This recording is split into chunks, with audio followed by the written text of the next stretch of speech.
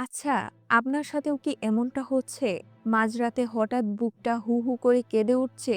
খুব কাছের কোনো মানুষের অবহেলা বা কারো বলা একটা কথা তীরের মতো এসে আপনার হৃদয়ে আঘাত করছে?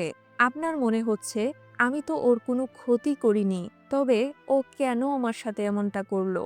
শুনুন, এই যে আপনার বালিশ ভেজা চোখের পানি, এই যে আপনার নিঃশ্বাস আটকে আসা কষ্ট, এগুলো আজ এই ভিডিওর সাথে সাথেই শেষ হয়ে যাবে। আপনি মানুষ, আপনার আবেগ আছে, তাই আপনি কেঁদেছেন। এটা কোনো দুর্বলতা নয়, কিন্তু যে আপনাকে কষ্ট দিয়ে নিজের শ্রেষ্ঠত্ব জাহির করতে চায়, তার জন্য নিজের জীবন থামিয়ে দেওয়াটা বোকামি। আজ আমি আপনাকে ৫টা এমন কাজের কথা বলবো, যেগুলো করলে আপনার কষ্টটা শক্তিতে বদলে যাবে। শেষ পয়েন্টটা আপনার জীবন সম্পর্কে চিন্তায় বদলে দিবে। ১. উত্তর দেওয়া বন্ধ করুন। প্রথম কাজ, নিজেকে একদম শান্ত করে ফেলুন। আমরা যখন কষ্ট পাই, তখন আমাদের খুব ইচ্ছে করে এর একটা বিহিত করতে।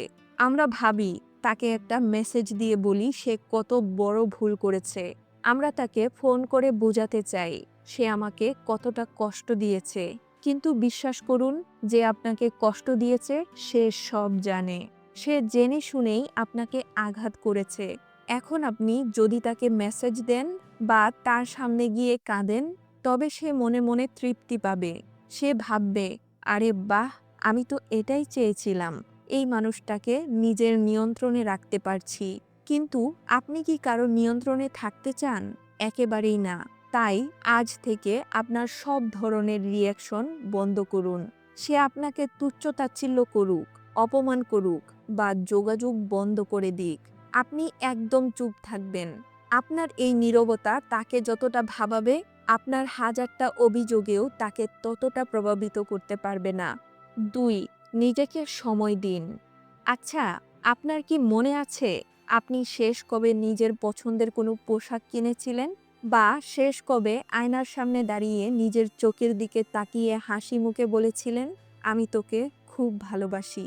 হয়তো মনে নেই, কারণ আপনি ওই মানুষটাকে খুশি করতে গিয়ে নিজেকে হারিয়ে ফেলেছেন।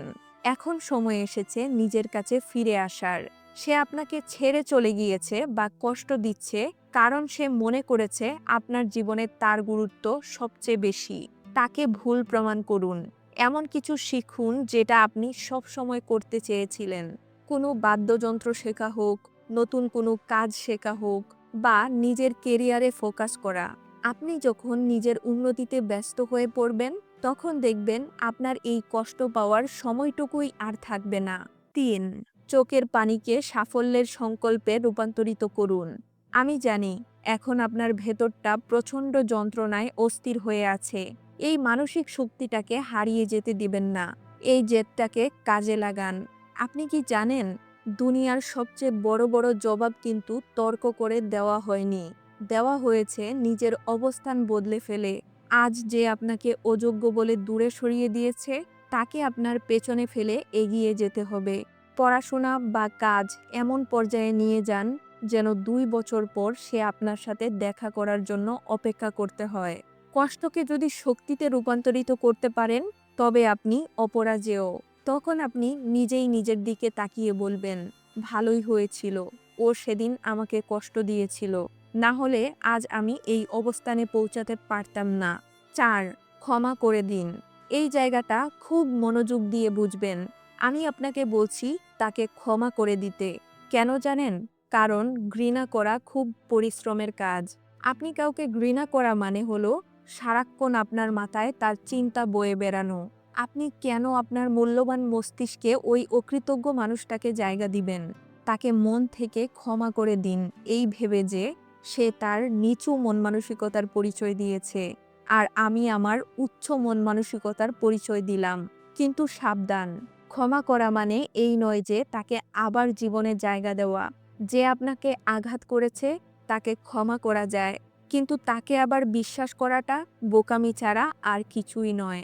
তাকে ক্ষমা করুন নিজের শান্তির জন্য, কিন্তু তার জন্য সব দরজা চিরতরে বন্ধ করে দিন। ৫.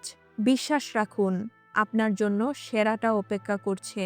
সবশেষে একটা বাস্তব কথা বলি, আমরা অনেক সময় মরা ডাল আঁকড়ে ধরে বসে থাকি।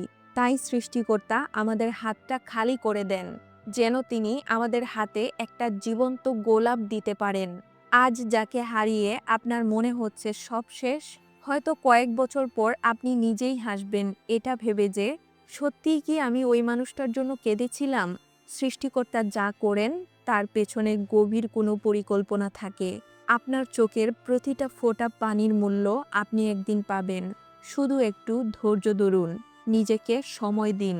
সময় সব ক্ষত সারিয়ে দেয়। শুধু আপনাকে পজিটিভ থাকতে হবে এবং নিজের পথে লড়াই করে যেতে হবে। এই যে ভিডিওটা এতক্ষণ দেখলেন, এটা শুধু শোনার জন্য নয়। এখনই চোখের পানিটা মুছুন, একটা লম্বা শ্বাস নিন, আয়নার সামনে গিয়ে দাঁড়ান আর নিজেকে বলুন, আমি অনেক দামি। কেউ কষ্ট দিয়েছে বলে আপনার গুরুত্ব কমে যায়নি। নিজের ওপর কাজ শুরু করুন। আমি কথা দিচ্ছি, আপনার সুদিন আসবেই। ভিডিওটা যদি আপনার হৃদয়ে একটু হলেও সাহস দিয়ে থাকে, তবে আপনার সেই বন্ধুর সাথে শেয়ার করুন যে এখন অস্থিরতার মধ্য দিয়ে যাচ্ছে। ভালো থাকবেন, নিজের যত্ন নিবেন। আল্লাহ হাফেজ।